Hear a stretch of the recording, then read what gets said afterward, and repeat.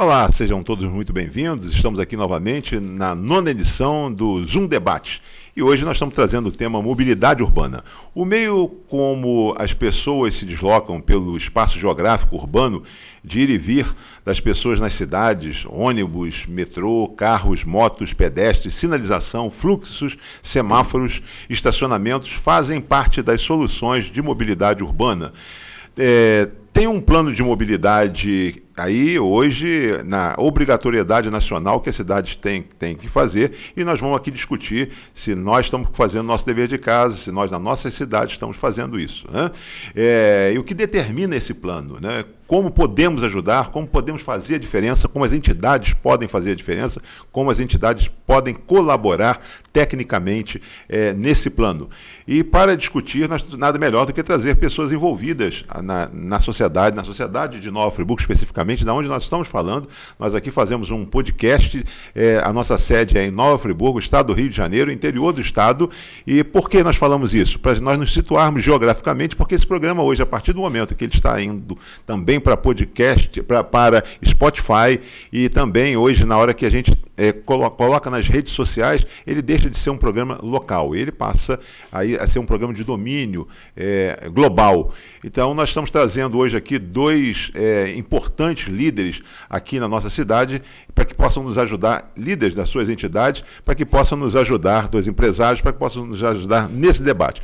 E eu tenho aqui, à minha esquerda, o empresário Antônio Carlos e junto com ele, o Evaristo. E aqui quem faz a apresentação não somos nós que falamos do currículo deles, são eles que se apresentam da forma com que eles gostariam de ser apresentados, da forma com que eles vieram até aqui e que eles queiram aí se colocar. Antônio Carlos, por Antônio Carlos. Quem é Antônio Carlos?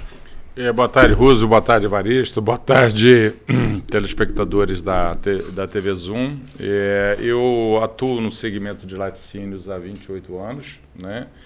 E mais especificamente nesse debate que está havendo sobre mobilidade urbana aqui em Friburgo, eu estou atuando como representante, eu sou conselheiro na representação regional da Firjan, que é aqui sediada em Nova Friburgo. Sou também representante do Rotary Club, mas eu também atuo no Rio de Janeiro, sou diretor da Firjan, da Federação das Indústrias, e lá onde eu presido também o Conselho do Agronegócio de Alimentos e Bebidas, né?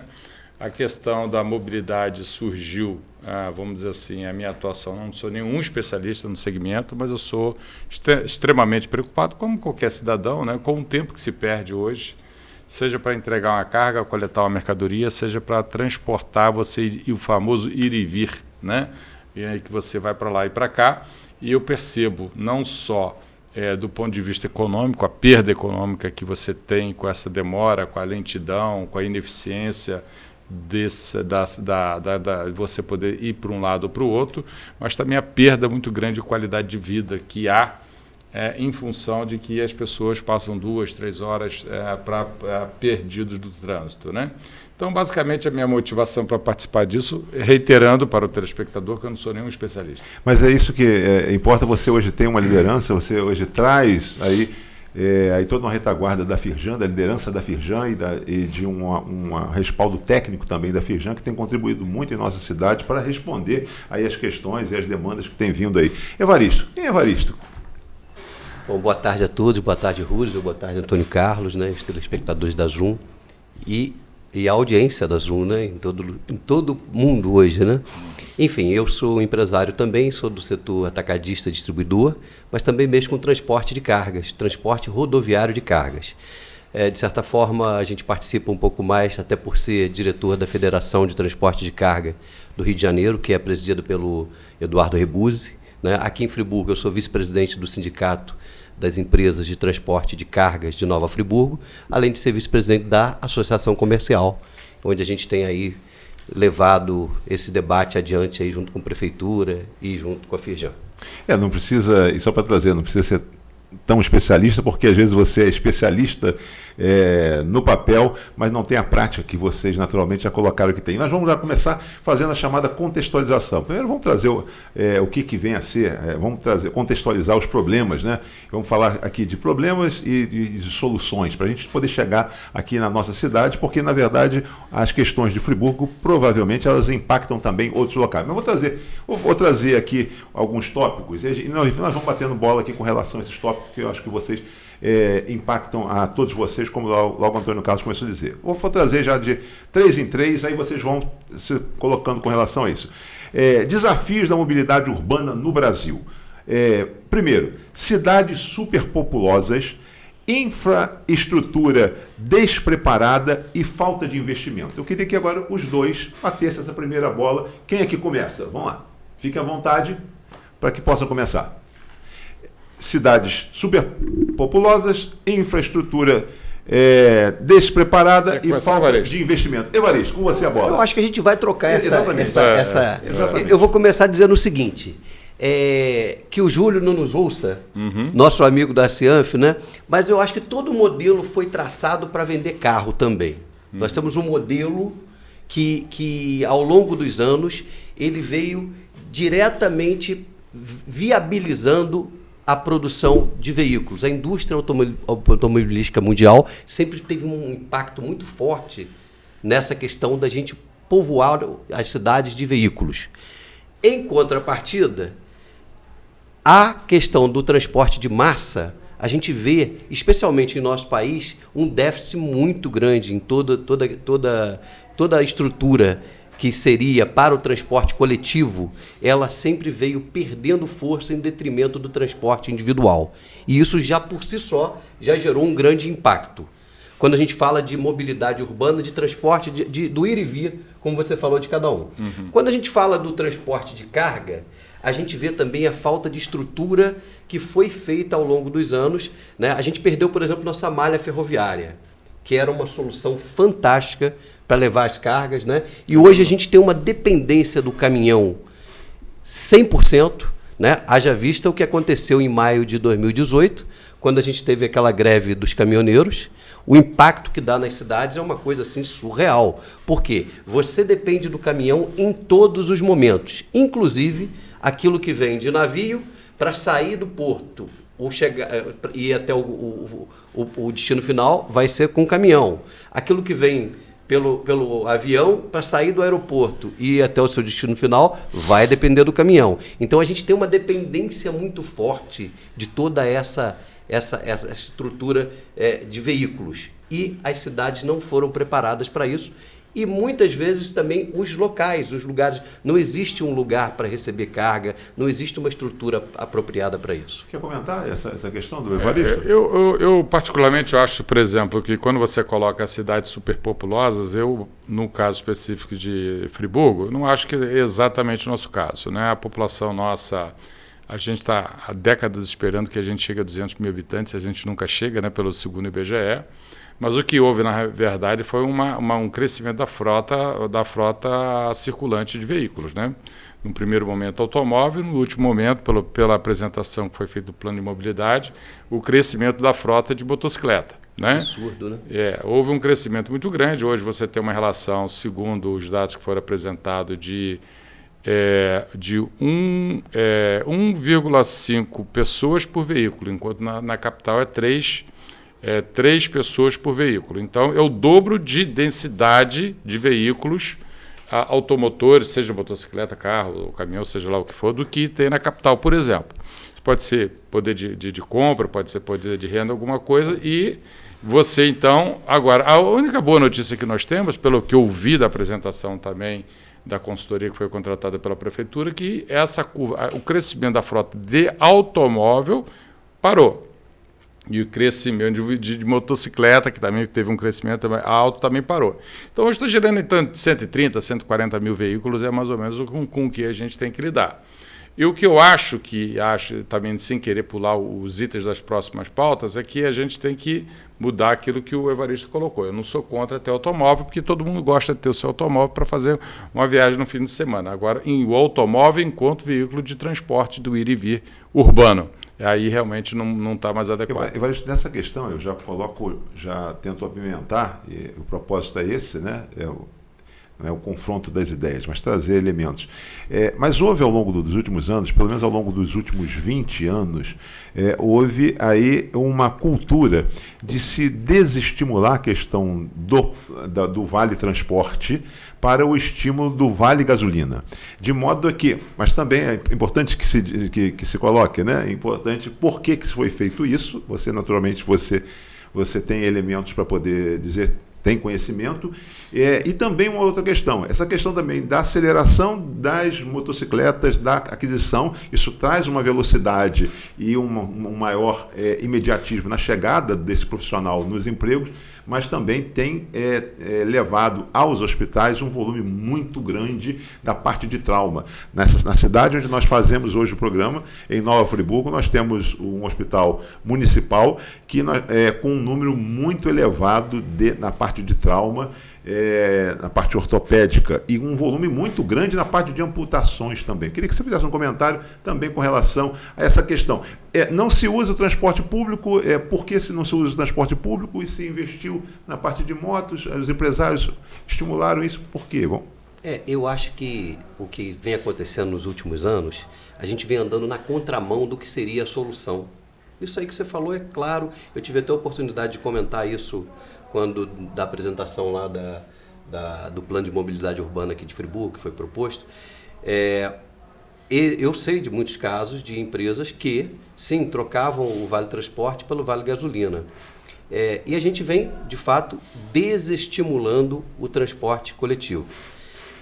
Quando a gente fala de Friburgo, você comentou de cidades populosas versus a situação de Friburgo, nós aqui ainda temos, quando a gente fala da mobilidade em si, nós temos um grande complicador aqui, que é a questão geográfica. Friburgo não tem para onde expandir mais, ela tem um vale, onde a gente tem montanha de um lado e do outro, as vias que estão aí são ruas que já estão aí, né? As intervenções que foram feitas nos últimos, 50 anos, a gente fala nos dedos aqui que são muito poucas. Talvez o eixo rodoviário ali da Avenida Rui Barbosa para lá, que não existia, que foi o Heródoto ainda que inaugurou até Duas Pedras, não é isso? Tivemos a Via Expressa, que foi idealizada lá em Alencar Pires Barroso e finalizada no governo de Paulo Azevedo, não é isso? Depois tivemos aí, recentemente, a abertura da rua Carlos Éboli, juntando ali com a Village, e aquela outrazinha lá da José Eugênio Miller, onde abriu-se e criou-se uma rua nova, que me falta aqui agora o nome dela, que não é José Eugênio Miller, que é aquela que pega da Duque de Caxias e vai até a Oliveira Botelho, onde tiraram umas casas ali. Se vocês olharem o resto todo que foi feito, o viaduto, em 1974, inaugurado por Jeremias Matos, o governador Jeremias Matos Fontes, não é isso? Então, enfim, nós temos poucas vias e não temos mais o que fazer. A verdade é essa. Isso aí seria infraestrutura despreparada. Nós não temos o preparo.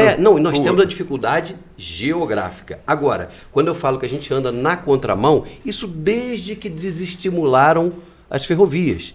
Que a gente perdeu uma malha ferroviária, que é um transporte que na Europa é usado em larga escala, né? Que é uma facilidade, é uma coisa rápida, funcional, tanto para passageiros quanto para cargas. Mas fala um pouquinho para a gente, é importante, o Evaristo, ele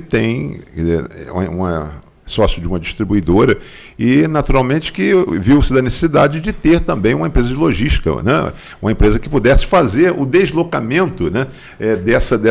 Desses produtos. Como é que está esse transporte de carga no Brasil? Quer dizer, o que é o transporte de carga? Porque o Brasil hoje, um país de extensão que a gente fala continental, a gente se comunica via, e também com um litoral também imenso, a gente continua se deslocando por terra, via caminhões, não é isso que você falou? Com certeza. Como é que é isso? A gente tem aí uma navegação, tem um transporte por cabotagem, que está até nesse momento super prejudicado, né? Nós nunca tivemos uma seca tão grande lá nos rios da região norte e inclusive isso provocou a paralisação de várias linhas de cabotagem que em alguns lugares lá, eu tenho colegas que têm distribuidora lá no norte, lá em Manaus e tal, e que entregam via o Rio Amazonas, Rio Negro, enfim. E hoje estão até com essa dificuldade, mas isso é pequeno. O resto, a grande maioria, é via rodoviária, que acaba tendo um impacto maior na própria questão climática, né? Porque a emissão é muito grande, são muitos veículos para você conseguir. O que você faz com uma composição de trem, você vai levar lá, sei lá, 200, 300 caminhões para fazer aquilo. É um negócio assim, uma desproporção total. Aí quando eu falo que a gente, ao longo do tempo, você começou essa conversa falando do Vale Gasolina, que é dado em vez do Vale Transporte. A gente acaba num círculo vicioso, onde você desestimula o que seria a solução e você também inviabiliza, né? Você vê aí a queda de braço que nós temos hoje aqui em Friburgo, né? Da companhia de ônibus com a prefeitura municipal, porque o grande problema é viabilidade. É uma questão de custo. Nós já tivemos aqui muito mais passageiro rodando de ônibus do que temos hoje. Sem dúvida. Então isso aí foi trocado pelo quê? Sim, foi trocado pelo automóvel, foi trocado pela moto, mas não foi feito o dever de casa, que eu acho que vai ter que ser a força. Nós, quando eu falo nós, o planeta todo, vai ter que fazer um esforço de voltar ao que talvez fosse o mais correto e o menor impacto ambiental, não é? Que possa transportar as massas aí de uma maneira mais eficiente, mais correta. Antônio Carlos, você tem uma característica que você, nas suas atividades, aí ao longo do tempo, você tem não somente uma visão, mas um envolvimento também com as áreas rurais, né? Você tem o conhecimento, você é um empresário urbano, mas com um forte... Do agronegócio. Do agronegócio. E sempre se ouve falar, e sempre se ouviu falar, da chamada interiorização do Brasil. O Brasil, ao longo dos anos, o governo militar, por exemplo, né, na Revolução e tal, ele trabalhou no sentido da interiorização, as missões também lá atrás falavam no sentido da interiorização. Juscelino transferindo a capital para Brasília com esse intuito. Como é que... Só para a gente... Nós estamos fazendo ainda um processo de contextualização do Brasil primeiro, para a gente poder chegar. Como é que é essa questão? O que falta? O que acontece com esse Brasil que ele não se estrutura também na questão do interior? Não, na verdade... Ou ele se estrutura... eu acho que existe um Brasil muito dinâmico hoje no agronegócio, né? Principalmente aquele que é voltado para a exportação, que é um receiteiro em dólar, né? Leia-se soja e milho, né? Carne também,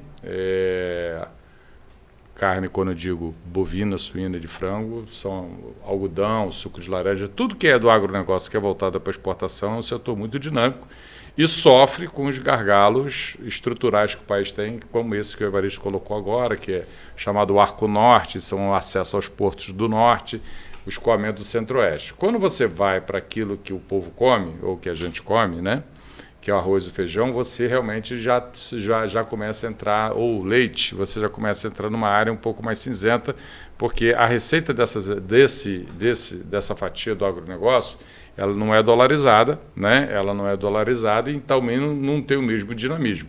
Se você observar o próprio estado do Rio mesmo, ele já foi muito mais expressivo na sua agricultura do que ele é hoje. Então, na verdade, hoje houve um esvaziamento do interior do estado, né? Do estado do Rio de Janeiro. Ontem estava almoçando com o secretário de Agricultura e o presidente da Federação de Agricultura, e ele estava comentando que de 300 mil hectares de agricultura, nós estamos hoje com 150 mil, sendo que voltou o restante para a pecuária de corte, para não dizer que a terra está vazia. Então, na verdade, o Rio de Janeiro, especificamente, ele passa por um processo de esvaziamento de toda a sua produção. Alguns bolsões que a gente ressalva, por exemplo, olericultura aqui em Friburgo, alguma coisa que ainda tem um certo dinamismo, mas não existe um olhar atento do próprio Estado, né? O Estado do Rio de Janeiro ainda não compreende o que é agricultura. Ele tem uma visão extremamente urbana, né?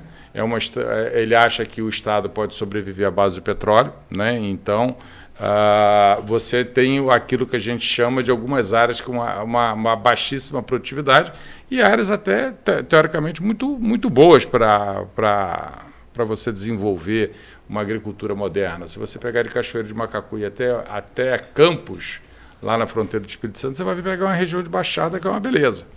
Tanto que agora está havendo uma reversão no norte fluminense, o pessoal está começando a plantar soja e milho. Ou seja, cana, basicamente. Que era cana. Então, o pessoal da soja, com a receita em dólar, né, é um pessoal que tem uma rentabilidade melhor. Mas, do ponto de vista da logística, eu não vejo assim grandes problemas no interior do estado. Logística, quando eu falo mobilidade, né, porque que o Evaristo está falando, assim, eu não vejo grande dificuldade, não. Na verdade, a grande dificuldade, os gargalos surgem, por exemplo, quando você quer escoar a produção de leite de uma cooperativa ou de uma indústria de laticínios que está em Bom Jardim, ou você está em Macuco, né, e você quer mandar para Cachoeiro de Macacu ou para a cidade de lá, você tem que passar por dentro de Friburgo. Aí complica, porque, na verdade, você tem que pegar de Furnas até Teodoro de Oliveira, você tem que entrar numa RJ 116 que foi urbanizada.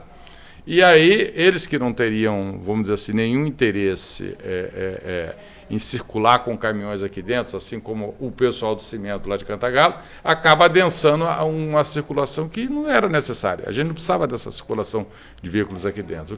Por isso que um dos pontos que nós debatemos no documento que foi entregue para a Prefeitura, para a Secretaria de Mobilidade, é a urgência para ontem da Estrada do Contorno. A gente tem que tirar, no primeiro momento, se você tirar todo o tráfego que vai pesado, de cimento, de outros produtos, ou todo o tráfego que vai para o centro-norte e não tiver que passar necessariamente dentro de Friburgo, ou seja, RJ 116, deixar de ser uma avenida que é uma rodovia, né, que na verdade é isso, a nossa avenida Conte Bittencourt é uma avenida RJ, que é uma RJ. É uma RJ dentro da sala, ali ainda da, sala da cidade, né? E você depois, quando você vai para Conselheiro, que é mão dupla, piora mais ainda, né? Então, a questão, levando a questão da interiorização para uma questão regional, eu não vejo assim problemas de gargalo logístico na captação de leite, na coleta do leite, na industrialização, no beneficiamento. Eu vejo no escoamento, e aí vai ter gargalos logísticos muito parecidos com o que o Evaristo e o pessoal do transporte de carga tem de uma maneira geral. Principalmente olhando para Friburgo, que é o nosso, vamos dizer assim, o foco do nosso debate, de você poder fazer o ir e vir através desses vales todos que tem de Furnas até Teodoro. Quer dizer, aproveitando, o Antônio Carlos agora, ele trouxe uma visão, eu fiz a provocação em função não somente da atividade dele, mas em função da liderança dele. Ele tem uma liderança e tem um cargo também de muita importância dentro da Firjan, né, em termos dessa área, e por isso que ele fala com muita propriedade, Evaristo. Mas você também tem, aqui na região, uma responsabilidade e um cargo também de muita representatividade. Eu queria que você falasse um pouco do SESC Senat, e por conta disso, da importância de Friburgo, né, dentro do Estado. Nós tivemos agora um alto investimento, né, de muita qualidade. Eu queria que você falasse o que significa o SESC Senat, porque isso tem a ver exatamente com mobilidade, tem a ver com preparo, tem a ver com qualificação. O que significa para a gente poder... E a palavra que o Antônio Carlos citou 3 vezes, eu queria que você falasse de gargalos. Né? Você tem uma empresa, você é sócio de uma empresa de logística, que você tem que ir para o Rio, você tem que ir para várias outras cidades, você tem que sair do estado. E queria que você falasse então de gargalo e falasse também do SESC Senat, alguma coisa nesse sentido. Bom, o SESC Senat foi uma conquista, eu acho que não só para a classe trabalhadora do transporte de carga em geral, aliás, transporte rodoviário de cargas e transporte de passageiros. O SESC Senat atende a toda empresa que tiver um motorista em seus quadros. Não, as pessoas pensam assim, não, mas eu sou do comércio. Ok, mas você é do comércio e você tem lá 5 carros de entrega, tem 2 carros de entrega, você tem motoristas no seu quadro de colaboradores. Esse motorista, está apto a participar do SESC Senat e usufruir dos benefícios que lá são concedidos lá a essa categoria. Isso é muito interessante. Às vezes a pessoa fala assim, mas o que é SESC Senat? Eu faço sempre uma comparação. Vamos lá, tem a indústria, tem a Firjan, né? Então tem o Senai e o SESI. O SESI é o Serviço Social da Indústria. É que vai fazer a parte odontológica, treinamentos, a assistência médica e tudo mais. E tem o ou melhor, só a parte social, né? E atendimento e tudo mais. E a outra parte, que é a parte de aprendizagem, é o Senai, que tem cursos e tudo mais. A mesma coisa é o SEST. O SEST é o Serviço Social do Transporte. E o SENAT é o Serviço de Aprendizagem do Transporte, onde tem o treinamento de motorista, tem o treinamento do cara que vai operar a empilhadeira, tem cursos de prevenção de acidentes, tem simuladores, é uma coisa bastante interessante. Quem está apto a ingressar quem é beneficiário desse sistema? Todo e qualquer motorista das empresas, seja ela do que setor for. Às vezes fica pensando que é só da indústria. Da indústria. Do comércio. Não. Essas pessoas todas podem sim participar e lá e se inscrever para participar do SEST e do SENAT, desde que seja motorista na sua função. E aí, quer dizer, esse prêmio, né?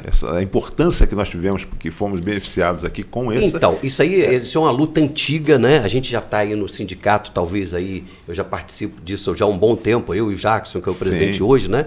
Mas a gente já pegou esse sonho antigo. E a gente teve a felicidade de conseguir um terreno na época, né? Um terreno aqui perto da Aga, que foi a recreativa da Aga há um tempo atrás. E o maior problema, eu volto a falar, da cidade era o espaço. Pela própria geografia de Friburgo, a gente não conseguia um local que comportasse todos os serviços, todos os espaços que o SEST precisa para trabalhar, para operar, dentro da cidade. E a gente precisava de uma coisa que ficasse fácil para quê? Para os usuários poderem acessar. Então a gente conseguiu aquilo lá, foi um investimento muito bacana. Hoje você já teve a oportunidade de ir lá, né? O Antônio Carlos também, é um dos pontos hoje mais bacanas de Friburgo. Enfim, é realmente uma conquista. E isso vem o quê? Quando você falou do treinamento e tudo mais, a gente precisa da capacitação. Hoje a gente tem dificuldade de conseguir o profissional motorista em todas seja para dirigir o caminhão, seja para dirigir o ônibus e tal. É um cargo que está sempre toda empresa precisando e tem dificuldade. Então o objetivo do SEST Senat é o quê? Formar motoristas também, capacitá-los, treiná-los para questões de segurança, para questão de produtividade, enfim, várias coisas nesse sentido. Agora, para a gente poder fazer o bate-bola, gargalos. Quais são os gargalos que você vê com relação... nós falamos lá atrás um pouco com relação a isso, então vamos falar com relação ao Brasil, ao Estado, porque o Antônio Carlos disse o seguinte, a questão nossa, em termos de Estado, nós não temos dificuldades, com exceção, saindo aqui dessa nossa Nova Friburgo, para que nós possamos cortar Friburgo, a gente tem que passar, a gente leva às vezes mais tempo cortando Friburgo do que atravessando às vezes os municípios. Isso. Então, gargalo, o que a gente entende de gargalo? Você na visão de um empresário que tem uma frota de caminhões, o que é gargalo, por exemplo? Então, a gente tem, claro que as estradas do estado do Rio, a gente ainda precisa melhorar muito. A gente sai daqui, vai para o estado de São Paulo, você pega rodovias muito mais preparadas, muito mais bem pavimentadas, mais cuidadas, né? Aqui a gente tem ainda muita dificuldade, né? Nós temos aí agora as concessões, né? Que as rodovias são concedidas, a gente consegue até melhorar um pouco, mas nós tivemos muita dificuldade ao longo do tempo e ainda temos. Então, quando a gente fala especificamente de Friburgo, não há outro gargalo senão o trecho urbano da RJ-116, que a gente está falando, que é uma cidade importantíssima, que liga aqui o norte do estado, centro-norte até o norte. São muitos municípios que obrigatoriamente, mandatoriamente, tem que passar por Nova Friburgo para chegar à capital. Então a gente tem aí a gente tem essa função, que seria até uma função social do município de Friburgo, que polariza toda essa região, mas obrigatoriamente esse povo todo tem que passar por aqui. Então nós temos o gargalo do espaço. Sim, não tem jeito, o que o Antônio Carlos falou, se a gente não conseguir ao longo do tempo fazer um desvio, fazer uma rodovia do contorno, a tendência é isso piorar e até colapsar em alguns momentos, né? Quando a gente fala de gargalos para o Estado, você falou, a gente não tem dificuldade no interior do Estado, ok, você anda para lá e para cá, você tem mobilidade? Tem. Agora, quando você vai para a região metropolitana, hoje nós temos um gargalo muito, muito expressivo. Chama-se segurança. Nós temos um dos maiores índices de roubo de carga do país. É uma coisa assim absurda. Em alguns momentos a gente não consegue mais ter o seguro. O seguro ele vai ficando inviável porque a companhia seguradora, não quer cobrir mais. Diferente de um veículo, quando você faz o seguro do seu carro, ele vale por 1 ano. É firme, né? Paguei, 1 ano eu estou protegido. O seguro de carga não. Ele é por contrato, por cláusulas que lá existem, ele vai se recalculando com base na sinistralidade dos últimos 12 meses. Então, toda vez que você vem e tem um roubo de carga, você impacta. E chega um momento que já não dá mais para ter a carga. Fora a questão da violência, o medo que os trabalhadores têm. Tem muita gente que abandona o emprego porque tem medo de passar, por exemplo, ir ao Rio de Janeiro, passar em Itaboraí, passar em São Gonçalo, passar em Caxias, né? Passar no Arco Metropolitano, que agora até, que bom, passei lá, tive a oportunidade de passar lá esse último fim de semana. Já estão construindo um posto de pedágio da Polícia Rodoviária Federal também, e já deram uma organizada e tal, vão conceder também, então deve melhorar. Porque aquilo ali você entra no negócio, uma roleta russa. Você entra com o carro lá e não sabe se vai sair. Então, esse é um grande problema. Tem muito caminhão que não quer vir para o estado do Rio de Janeiro com medo de entrar na capital, né? Então, esse é um grande problema que nós temos também.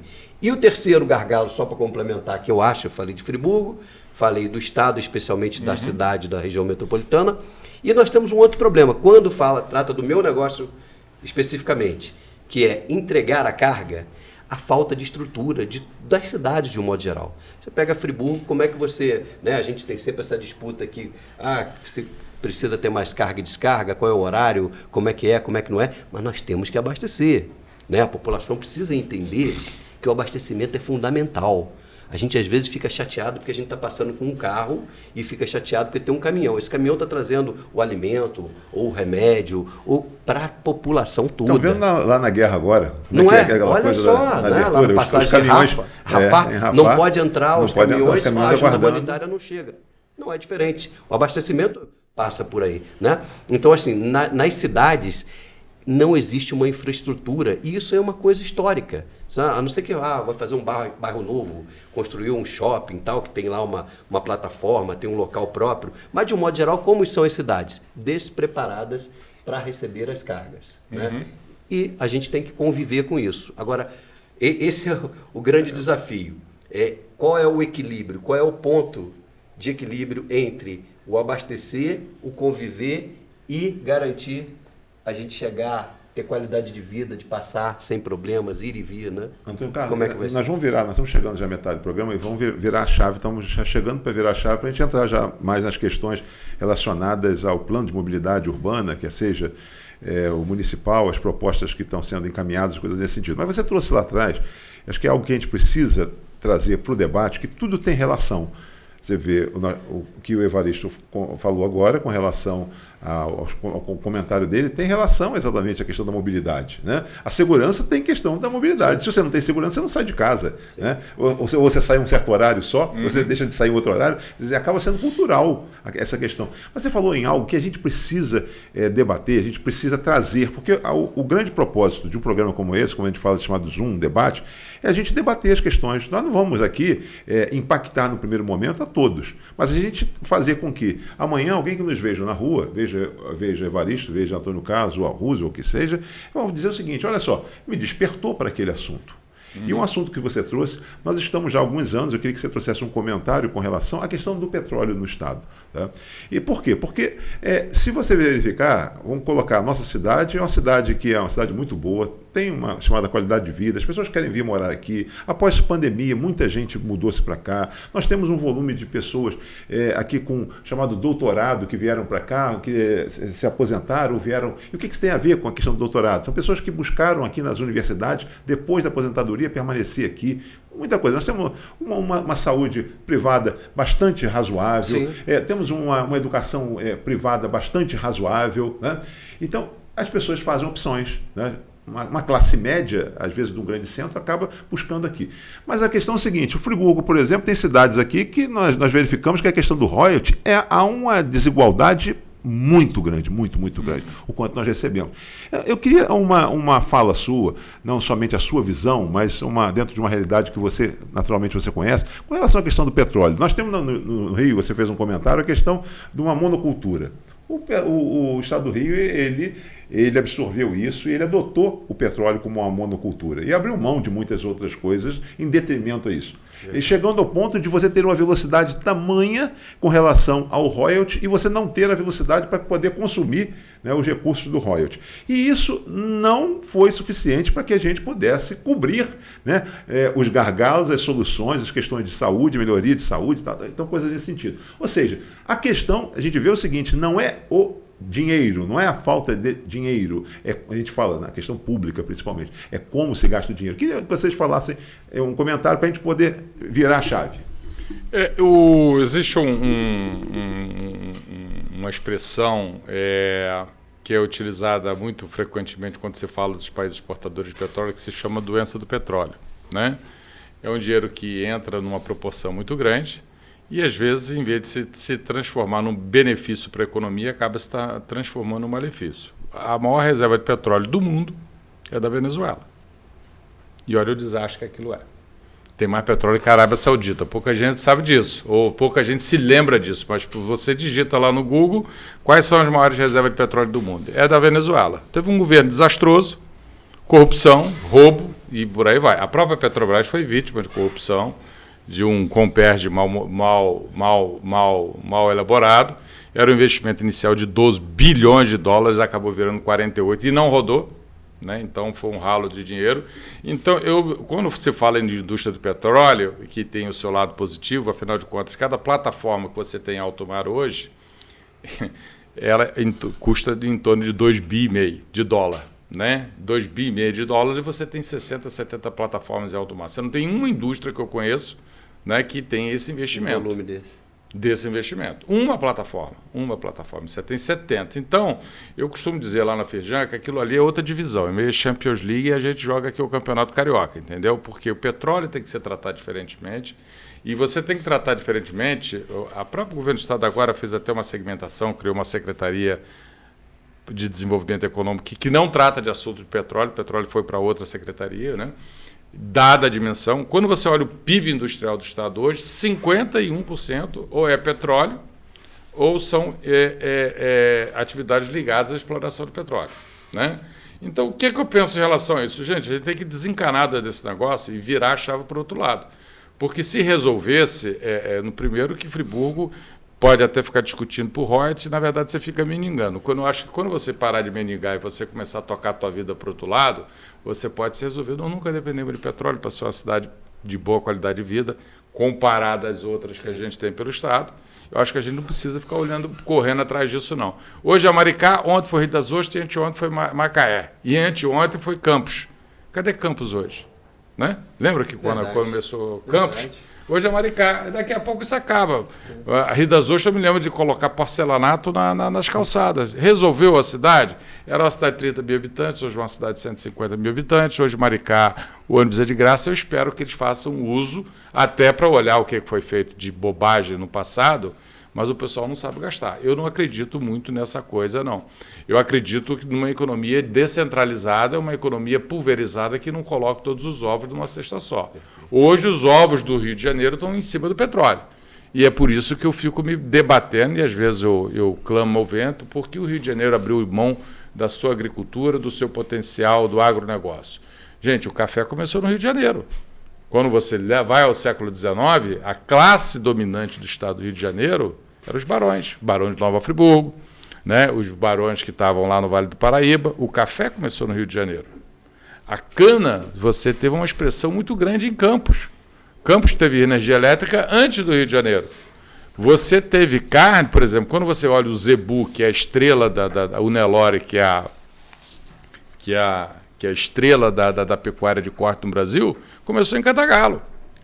Então você começou com café, você começou com carne, você começou com a cana, só não começou com a soja e milho que vieram depois. E os outros continuaram e a gente deixou isso passar. Aí você fala, pô, mas por quê? Será que a gente não pode plantar café? Será que a gente não pode fazer? Por isso que eu defendo que no Fundo Soberano, que é esse dinheiro do petróleo.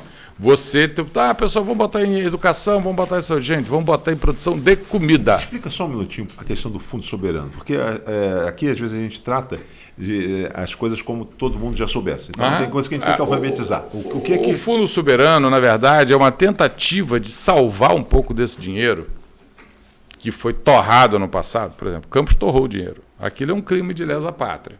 Né? Um município que teve um orçamento gigantesco e hoje continua não tendo uma qualidade de vida que merecia. Né? O Fundo Soberano está separando uma parte do recurso do petróleo, vai para uma determinada conta e esse fundo vai ser aplicado em determinadas atividades que possam substituir o petróleo, que todo mundo sabe que é uma energia finita, que está fora de moda, que é energia que está aquecendo o planeta, que é fóssil e tal. Todo mundo sabe, todo mundo fala assim. Qual é a inspiração? É da Noruega. Né? Noruega é um país chique e tal, apoia a Amazônia, mas na verdade é um país altamente exportador de petróleo. Só que guardaram o dinheiro do petróleo dele, resolveram os problemas sociais deles e estão fazendo uma poupança monstruosa. Né? São acionistas de grandes corporações globais. Então, o Fundo Soberano ele tem esse papel. Agora mesmo saiu uma lei, ontem eu estava almoçando com esse deputado, que permite alterar, mexer no dinheiro do Fundo Soberano para poder pagar as contas do governo do Estado, porque o governo do Estado, ano passado, estava superavitário, já pediu arrego. E aí se fala, bom, mas aí no ano passado, que foi um ano eleitoral, se baixaram as alíquotas de ICMS dos combustíveis, etc., e aí acabou quebrando os estados no ano seguinte. Enfim, isso é uma discussão longa. Mas eu, particularmente, acredito na diversificação da economia. Né? Eu não acredito que o petróleo pode ser o foco, e eu acho que parte do dinheiro do petróleo você tem que investir fortemente na descentralização. Você quer comentar um pequeno comentário? Eu concordo. Com relação ao petróleo, para a gente poder virar a chave. Ele foi muito feliz aí. Só a título de curiosidade, Maricá hoje tem 5 bi e 500 no Fundo Soberano. 5 bilhões e 500 guardados já no Fundo Soberano. Fora todas as benesses que estão, as coisas que estão sendo feitas lá, o ônibus de graça, a moeda que eles criaram lá, a Mombuca, né?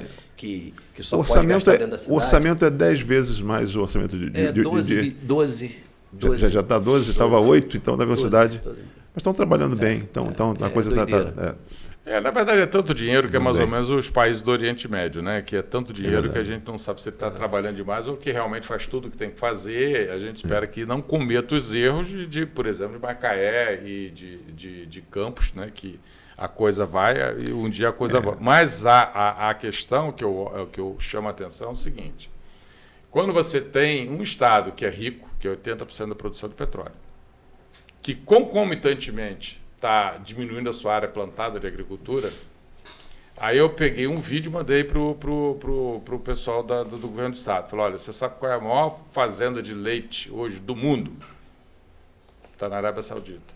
Ou os caras são malucos da cabeça, ou eles entenderam que eles têm que produzir comida, ele não pode depender de comida de terceiro. Então você chega no estado do Rio de Janeiro, 80% do leite vem de fora, 100% do arroz vem de fora, 95% do feijão vem de fora. Se nós fôssemos um país, nós éramos um dos países mais importadores de alimentos do mundo. Hoje, quando você olha as relações de trocas, esse é um gráfico que a gente estuda lá na FIGEL, não sei nem se eu estou mudando o assunto, mas é que a gente olha o seguinte, o déficit da balança comercial interestadual. O maior superávit do país é São Paulo, 250 bilhões. O segundo maior superávit, que é um belo exemplo, que é Santa Catarina, 180 bi. O maior déficit, 80 bi, é do Rio de Janeiro. Olha só. O Evaristo, acho que Antônio Carlos acabou de dizer, e eu fiz a provocação, e nós não fugimos do tema. Nós vamos trazer agora um outro tema para a gente entrar, e vocês vão ficar muito à vontade para poder falar na questão da FEC, falar nas sugestões que vocês... Deixa eu só complementar uma coisinha aqui. Pois não? Eu estou lembrando aqui, né? Eu mexo muito com produtos de panificação, confeitaria, né? E de uma você grande... só mexe, de uma você coisa, é o campeão em vendas. De uma grande empresa belga, que é a empresa que mais investe em pesquisa e desenvolvimento nessa área no mundo. Ela lançou esse ano o seguinte mote, que o futuro do pão está em seu passado. A tentativa, todas as embalagens e tal, o quê? Você diminuir a açúcar, diminuir gordura, diminuir e tal. E está chegando a forma como é que o pão era feito há 100 anos atrás. Uma fermentação natural, uma coisa mais saudável. Então, assim, levando isso aí com o que você está falando, né? Guardando aí as devidas proporções, é uma necessidade que a gente tem. A gente precisava, sim, revitalizar. Pô, o dinheiro do petróleo, ok, vamos revitalizar, sim, porque não o leite? Eu digo leite, quando você sabe tudo de leite, obviamente, mas tem uma coisa que me marcou na vida. Tinha até um grande amigo nosso que você conhece, que é o Guará. O Guará falava o seguinte, que o caminhão do leite é um fator onde você retém o homem no campo. Quando você tinha o caminhão do leite passando nos lugares, o caminhão do leite voltava com a lata do leite, mas levava os alimentos, levava. Então você fazia, porque esse êxodo rural, essa migração do pessoal para as grandes cidades, formando bolsões de pobreza e tudo mais, e enfraquecendo a atividade. Todas, né? Acabou com tudo. Isso é um outro assunto que você fala isso, já começa a passar Antônio Carlos ali. Não é isso? O caminhão do leite era isso. Então, por que não? Nós precisamos sim. A Friburgo ainda tem aqui um cinturão verde junto. Friburgo, Teresópolis e Sumidouro, né? Né? 80% do que se consome de hortaliça, legumes e tal, sai daqui. A gente ainda tem uma pujança. E outro problema, né? Já viu o número de caminhões que descem a serra diariamente? Tanto indo por Teresópolis quanto indo para Friburgo? Eu vou falar que é maior do que o número de carretas do cimento. É uma loucura. Necessário, né? Mas a gente precisava, assim, olhar um pouquinho para o passado e tentar reviver, fomentar essas atividades que sempre o petróleo entra e desbanca todo mundo, mas a vida inteira a gente vai precisar deles. Não é? Pois não. O que o Evaristo colocou agora, talvez, eu acho até interessante, isso, a empresa está falando é a Bunge, né? Não, eu estou falando da Puratos. Da Puratos, né? Belga. Essa coisa de você voltar ao passado... A Bunge trabalha também na produção, né? Tem um braço agrícola forte. A questão de você voltar ao passado, eu fico... Na minha infância, eu tenho uma imagem muito forte dos operários das fábricas indo de bicicleta. Sim. Estão falando de acessibilidade já, mobilidade e tal. Não, ele está falando, eu estou fazendo um paralelo. Ele colocou um paralelo de que a alimentação, nós estamos cada vez voltando às origens. Sim. O pão da fermentação natural, porque a gente sabe que o pão da fermentação natural é um pão mais saudável, índice glicêmico mais baixo, aquela coisa toda. Você está tentando cada vez usar menos produtos com plástico, embalagens que possam ser recicláveis, aquela coisa toda. E quando você olha para o transporte urbano, né, vai ser difícil a gente recuperar a ferrovia que nós perdemos aqui, que o Evaristo colocou, que é uma coisa que a gente não vai ter como recuperar. Mas eu acho que a ciclovia, o hábito de andar de bicicleta... Pronto. É só uma decisão de governo. Pronto. Um governo forte, um governo atuante que toma uma decisão política e fala, olha, bicicleta é prioridade. Porque lá atrás, eu me lembro perfeitamente da pessoa chegando na Ipu, nessas fábricas todas. Nossa, aqueles bicicletários enormes, todo mundo. Mas isso aqui. Não é? Mas aí, já entrando, eu vou até pular o que eu... Só para fazer... Não vou nem pedir o comentário para a gente não atrasar aí o raciocínio de vocês, mas... na verdade, nós estamos unindo as pontas e nós falamos de segurança, nós falamos tudo isso com relação à mobilidade, acessibilidade, falando com relação a petróleo, para a gente trazer o Brasil, por exemplo, é um país que já há 20, 30 anos a gente fala que não sai desses 6 milhões de turistas que a gente recebe. Enquanto a gente fala claro, que falar em França, a gente fala em França, Itália estava vendo ontem, 50, 60 milhões, as pessoas vão dizer, mas aquilo ali é porque a Europa tem um país ao lado do outro e as pessoas se visitam. Mas acontece o seguinte, acontece que o Rio, por exemplo, nós estamos com essa briga agora de aeroportos, né, um para lá, um tiro dali e tal. Então, acaba sendo o esvaziamento do Estado com essa fortuna que nós temos. Nós somos hoje competidores da Venezuela, né, praticamente, né, maiores do que a Arábia Saudita, nós estamos falando alguma coisa desse tipo, competidores um Estado como o nosso. E nós temos dificuldade com relação à mobilidade, à acessibilidade, a transporte, falando aqui de rodovia, gargalos que nós temos.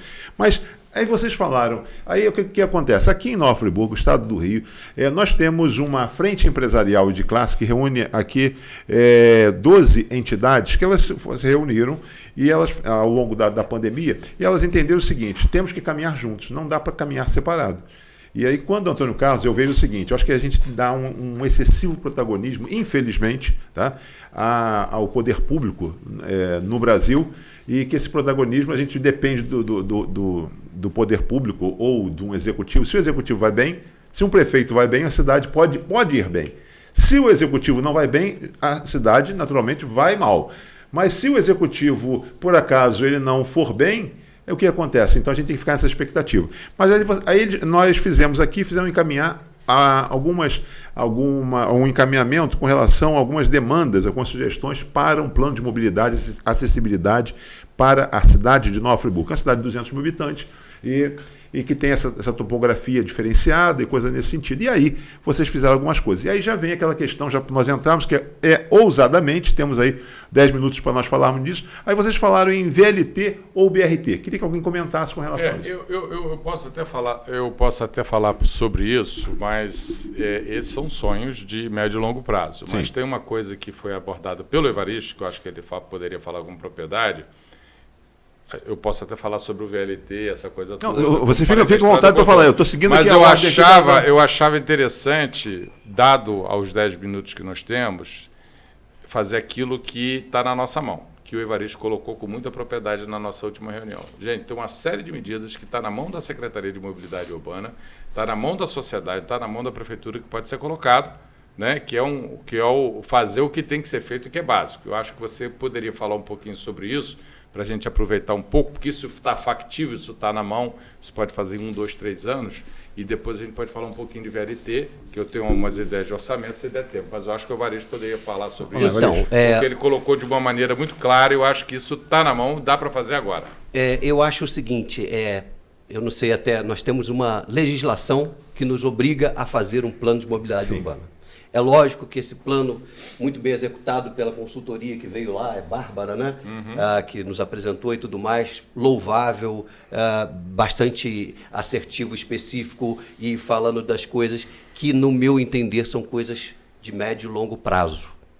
E talvez prazos que não vamos alcançar. Né? A gente tem que ser bastante realista. Então, até com o relacionamento que nós temos bom com o chefe do executivo hoje, o prefeito Johnny Maicon, é uma pessoa bastante acessível nesse sentido, né? Eu tenho um bom relacionamento, o secretário de mobilidade, o Renato também, mas assim, eu acho que a gente não pode se perder na retórica, não pode se perder no papel, no plano, no bonito, no longínquo.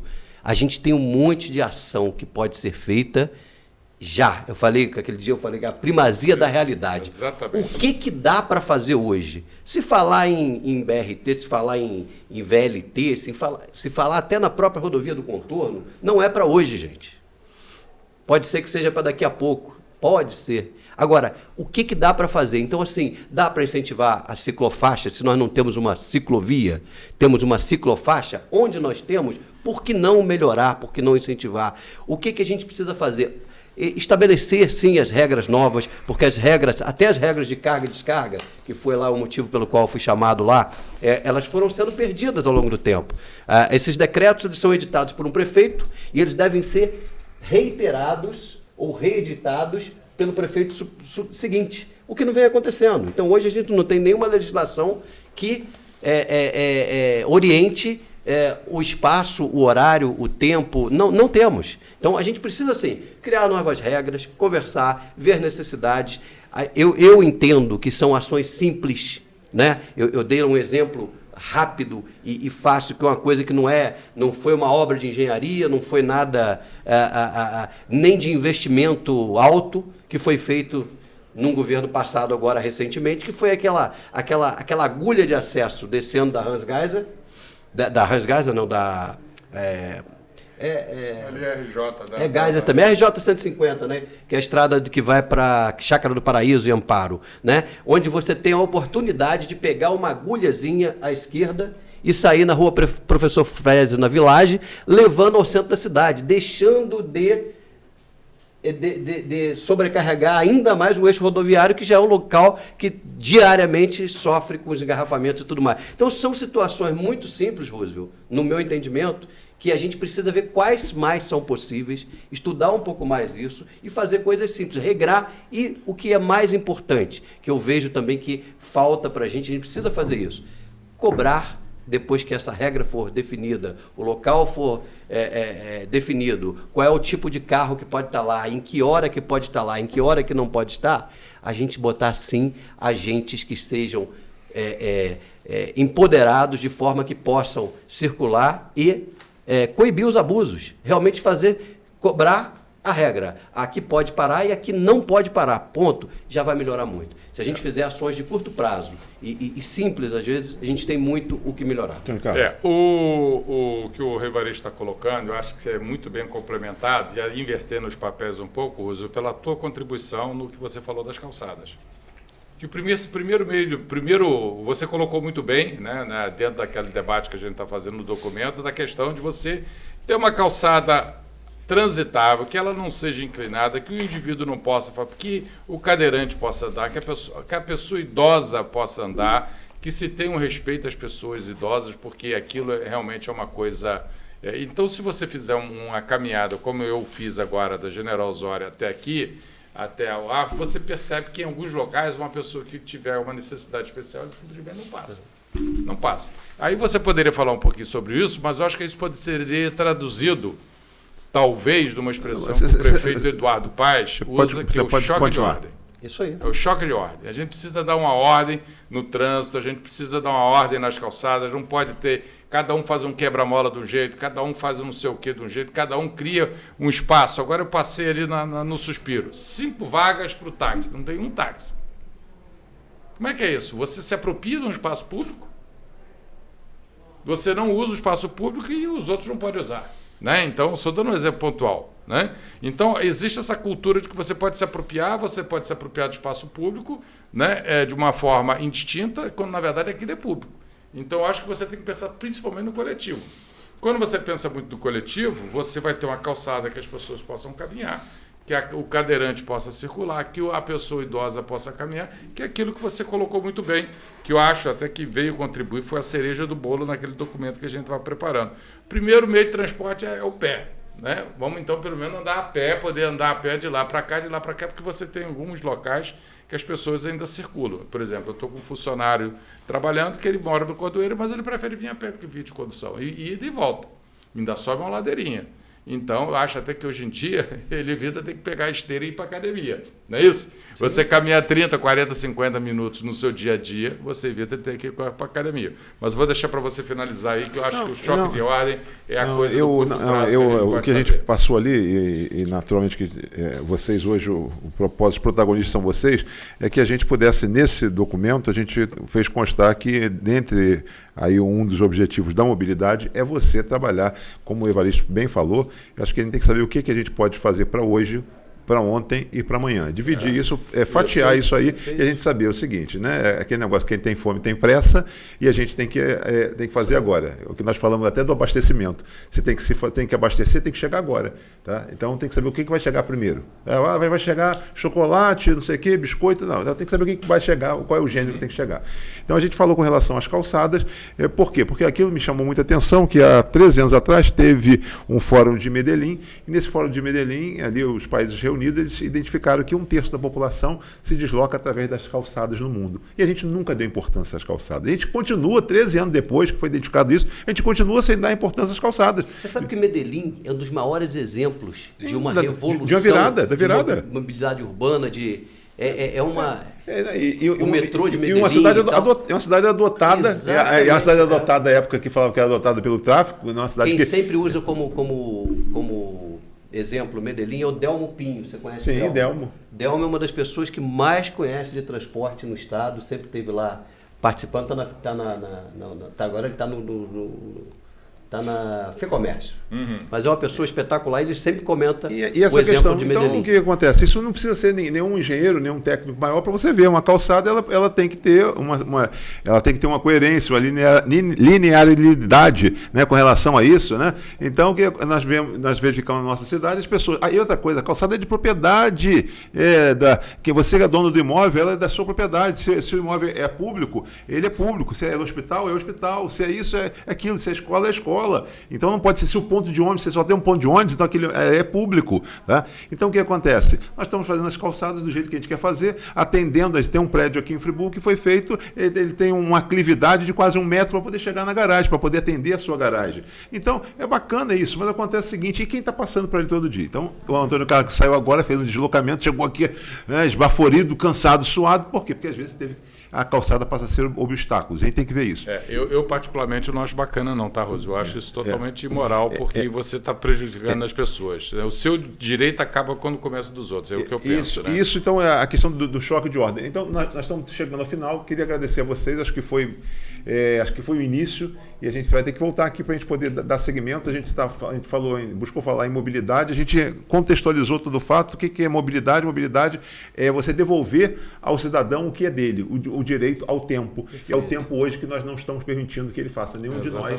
E nós estamos aí... Que é o bem mais precioso o bem que nós temos. Mais precioso. E o que ele vai fazer com o tempo dele, de chegar meia hora mais cedo em casa, esse é problema dele. Se ele vai chegar mais cedo no serviço dele, em função dele ter um transporte público, ou as rodovias, ou as estradas liberadas por bicicleta, ou calçadas, é um problema dele, e ele faz isso, ele vai para a academia, faz o que ele quiser, ele vai dormir, ele vai descansar. Queria agradecer muito a vocês, dizer que foi muito bom estar com vocês nesse momento, agradecer aí ao trabalho que vocês têm feito na cidade, a liderança que vocês têm exercido, e acho que é importante isso.